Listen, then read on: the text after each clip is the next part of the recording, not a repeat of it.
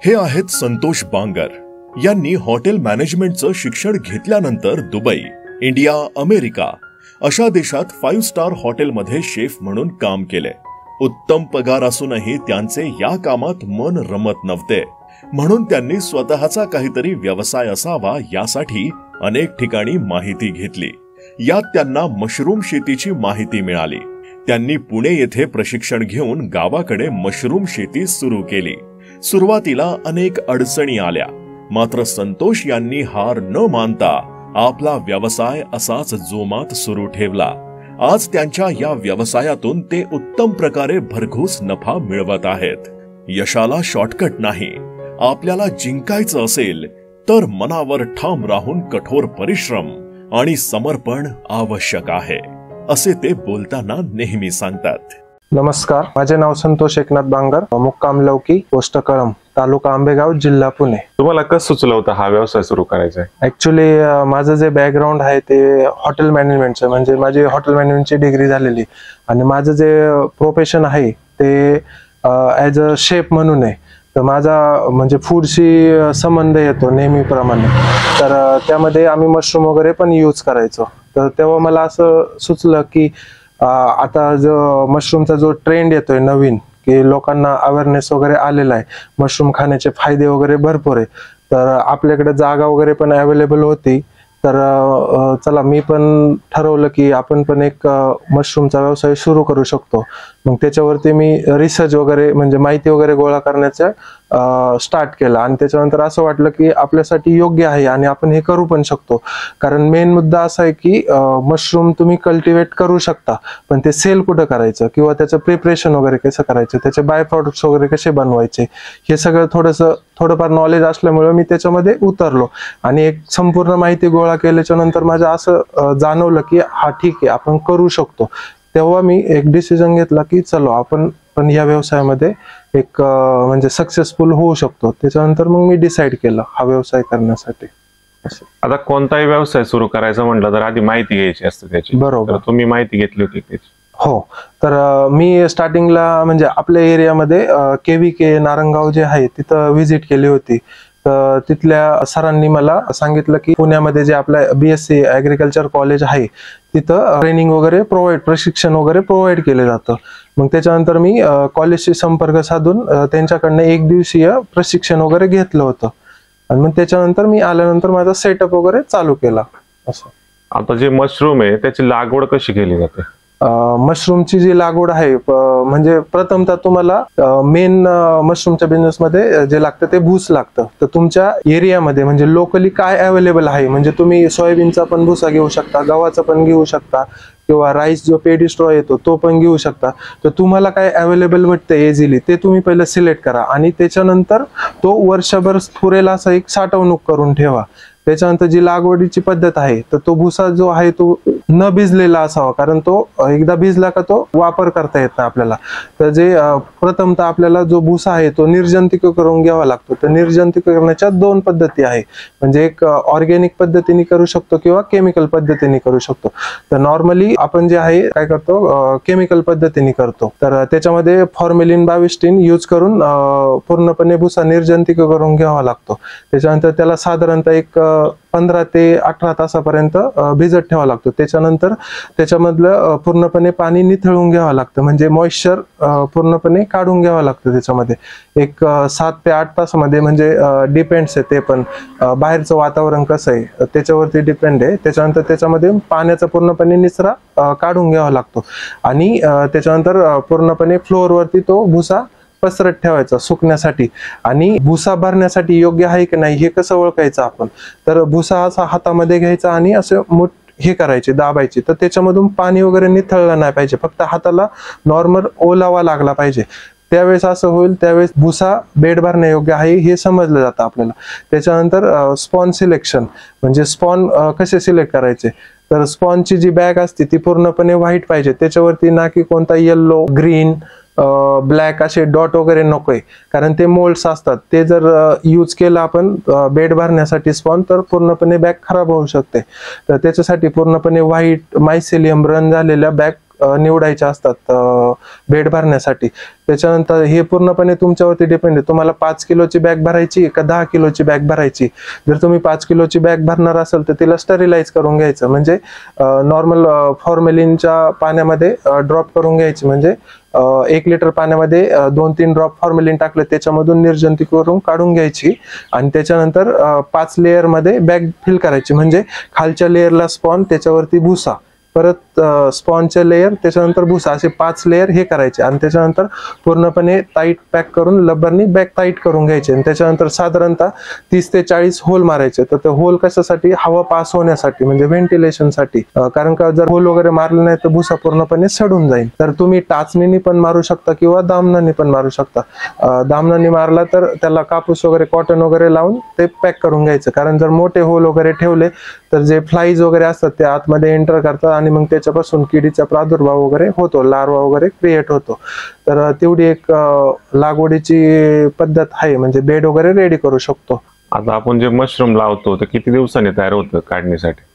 तर ज्या वेळेस आपले बेड वगैरे तयार होतात त्याच्यानंतर तिथून पुढं 15 ते 16 दिवस त्यांचा इन्क्युबेशन पिरियड असतो. त्या पिरियडमध्ये जो मायसेलियम असतो मशरूमचा, स्पॉनचे, ते रन होतात, म्हणजे पूर्णपणे बेड व्हाईट होऊन जातात. आणि तिथून पुढं 15 ते 16 दिवसानंतर आपल्याला बेड कट करावा लागतो, म्हणजे त्याच्यामधून मशरूम येतात. बेड जरी कट नाही केले तरी त्या होल मधून मशरूम ऑटोमॅटिक बाहेर येतात, पिनहेड्स त्याचे. तर बेड कट केल्याच्या नंतर एक पुढील 3 ते 4 दिवसामध्ये त्याला पिनहेड्स यायला सुरुवात होते आणि पिनहेड्स आल्याच्या नंतर तिथून पुढे 4 ते 5 दिवसामध्ये मशरूम हे तोडण्यायोग्य तयार होतात. साधारण मशरूम मध्ये प्रकार किती आहेत आणि आता कोणत्या प्रकारची लागवड केलेली आहे आपण? तर नॉर्मली मशरूमचे प्रकार म्हणले का लोकांच्या डोळ्यासमोर बटन मशरूम ठेवले जातात, कारण तेच नॉर्मली कंझ्युम केले जातात. आता रिसेंटली जो ओयस्टर मशरूमचा ट्रेंड आहे तो सगळीकडे म्हणजे पसरत चाललेला आहे. त्याच्यामुळे आणि ओयस्टर मशरूमला इन्व्हेस्टमेंट पण कमी लागते, त्याच्यामुळे मोस्टली लोक आता सध्या प्रेफर केलं जातं ओयस्टर मशरूमच्या कल्टिवेशनसाठी. तसे नॉर्मली मार्केटमध्ये ब्लू ओयस्टर आहे, त्याच्यानंतर पॉर्चिनी आहे, शिताके आहे, पोर्टेबेलो आहे, पण नॉर्मली बटन मशरूम हे कंझ्युम केले जातात. आणि ओयस्टर मशरूमला पण आता मार्केटमध्ये भरपूर मागणी आहे, त्याच्यामुळे भरपूर शेतकरी आता ओयस्टर मशरूमच्या लागवडीकडे आकर्षित केले जात आहे. आता या व्यवसायासाठी पाण्याचं नियोजन कसं असतं? पाणी किती लागतं याला? तर याला नॉर्मली ऋतूनुसार पाणी लागतं, कारण उन्हाळ्यामध्ये टेम्परेचर वगैरे जास्त असतं, त्याच्यामुळे उन्हाळ्यामध्ये पाणी जास्त लागतं. पण पावसाळा आणि हिवाळ्यामध्ये पाण्याचं प्रमाण थोडं कमी लागतं. तर जास्त पाणी आपल्याला हे स्टरिलायझेशन वगैरे त्याच्यासाठी लागतं.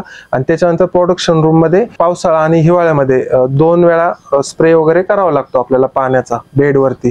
आणि उन्हाळ्यामध्ये जास्त पाण्याचं प्रमाण असतं, म्हणजे साधारणतः 1000 लिटर पर्यंत पाणी लागतं आपल्याला डेली. आता डेली प्रोडक्शन किती होतं तुमचं? आता आपलं डेली 25 किलो पर्यंत प्रोडक्शन निघतं, म्हणजे 30 किलोची कॅपॅसिटी आहे पण 25 किलो पर्यंत निघतं. उन्हाळ्यामध्ये थोडंसं प्रोडक्शन कमी होतं, कारण बाहेरचं वातावरण गरम असतं, त्याच्यामुळे ते पिनहेड्स वगैरे थोडेफार जळतात. पण जर पूर्णपणे काळजी वगैरे घेतली तर आपल्याला पूर्णपणे 25 ते 30 किलो पर्यंत उत्पादन भेटू शकतं. आता जागा किती आहे सगळी तुमची?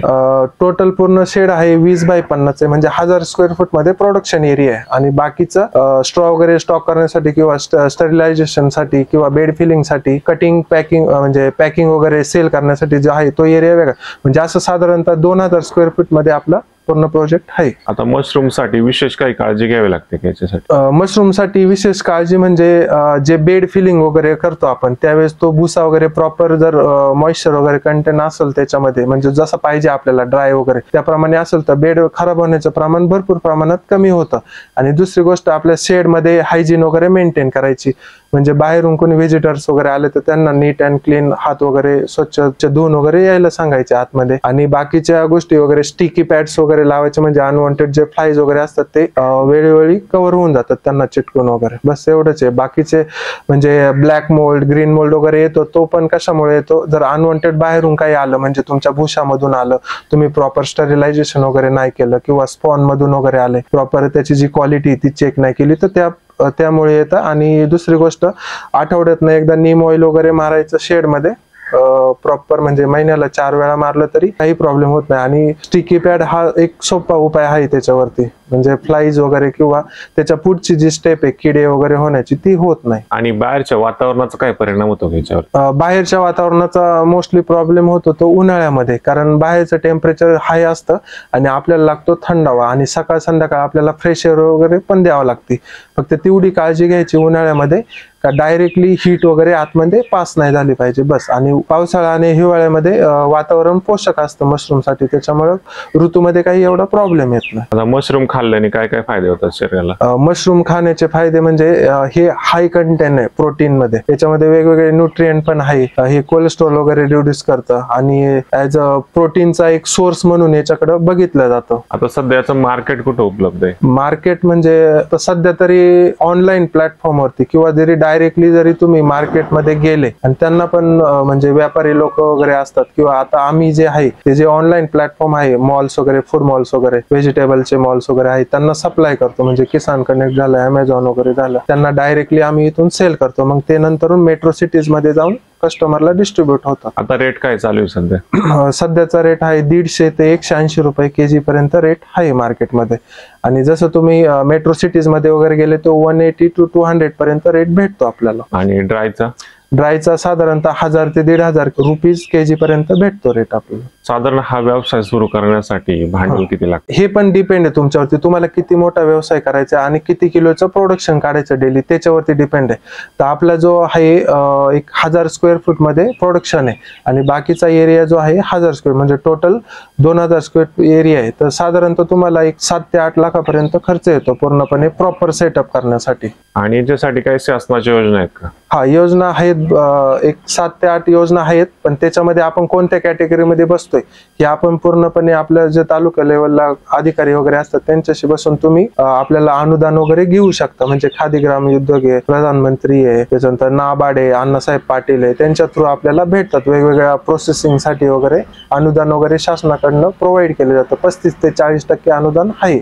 मशरूम वरती प्रोसेसिंग होते का काही? हा, मशरूम म्हणजे जर आता तुम्ही डेलीचं 20-25 किलो फ्रेश मशरूम काढताय, तर त्याच्यानंतर जर तुमचं डेली फ्रेश मशरूम सेल नाही झालं तर ते बाकीचं उरलेलं मशरूमचं काय करायचं?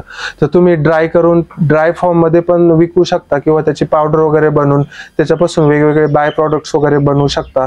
म्हणजे जसं की मशरूम पापड झालं, पिकल झालं, हे बाकीचे वेगवेगळे पदार्थ तुम्ही त्याच्यामधून बनवू शकता. आणि ऍज अ प्रोटीनचा सोर्स म्हणून मशरूम पावडर भरपूर डॉक्टर लोक वगैरे पण प्रेफर करतात, किंवा तुम्ही जिम्स वगैरे असतात त्यांच्याशी कॉन्टॅक्ट करून त्यांना पण सेल करू शकता. आणि बाकीचे जे बाय प्रोडक्ट्स आहे म्हणजे पिझ्झा वगैरे, पिझ्झाची मशरूमची टॉपिंग वगैरे टाकून आपण पिझ्झा बनवतो, किंवा सँडविच वगैरे असतात, किंवा फ्रँकी वगैरे, हे मेट्रो सिटीज मध्ये भरपूर प्रमाणात सेल केलं जातं. मशरूम बनवण्यासाठी आपल्याला जे बियाणे लागतं त्याचं नियोजन कसं करता तुम्ही? आता मशरूमचं बियाणे हे म्हणजे इझिली अवेलेबल होतं. तर जे आपलं ऍग्रिकल्चर कॉलेज आहे पुण्याचं, शिवाजीनगरचं, तिथं त्यांच्या म्हणजे शासनाचंच आहे, त्यांच्या मार्फत पण 90 ते 100 रुपये किलो प्रमाणे आपल्याला भेटून जातं. तसं नाशिकमध्ये पण भेटतं, नगरला पण भेटतं. असं वेगवेगळ्या म्हणजे जिथं तुम्ही सुरू करणार आहे तिथून तुम्हाला इझिली अवेलेबल होतं, म्हणजे जास्त शॉर्टेज वगैरे काही येत नाही त्याचं. साधारण एका महिन्यामध्ये तुमचा किती माल निघतो? 25 किलो किंवा 20 किलोचा ऍव्हरेज जरी पकडला, 701 किलो पर्यंत आपल्याला महिन्याला फ्रेश मशरूम भेटतात. आणि महिन्यात खर्च आता किती नफा शिल्लक राहतो? महिन्याला जर सगळं म्हणजे स्पॉन, रॉ मटेरियल वगैरे किंवा इलेक्ट्रिसिटी, लेबर चार्ज वगैरे, त्याचा साधारणतः खर्च वगैरे पकडला 30-35 हजार रुपये खर्च येऊन आपल्याला महिन्याला फ्रेश मशरूम प्लस मशरूमचे जे बाय प्रोडक्ट्स वगैरे आहे ते सेल करून टोटल 90 ते 80 हजारापर्यंत आपल्याला निव्वळ नफा भेटतो त्याच्यामधून, म्हणजे 1000 स्क्वेअर फूटच्या शेड मधून. साधारण त्याला लेबर किती लागतो आपल्याला संपूर्ण व्यवसाय सांभाळण्यासाठी? जर तुम्ही 1000 स्क्वेअर फूटचा जर प्रोडक्शन एरिया वगैरे करणार असेल तर 2 लेबर इनफ आहे त्यांच्यासाठी, पण दिवसभरासाठी काम राहणार त्यांच्यासाठी. आता ज्यांना हा मशरूमचा व्यवसाय सुरू करायचा आहे त्यांच्यासाठी काय सांगाल? तुम्ही या क्षेत्रामध्ये उतरू शकता, पण त्या क्षेत्रामध्ये उतरण्याआधी पूर्णपणे या व्यवसायाची माहिती वगैरे उपलब्ध करून घ्या. म्हणजे कसं आहे, आपण प्रोडक्शन करू शकतो पण हे विकणार कुठं याच्यावरती तुम्ही वर्कआउट करा.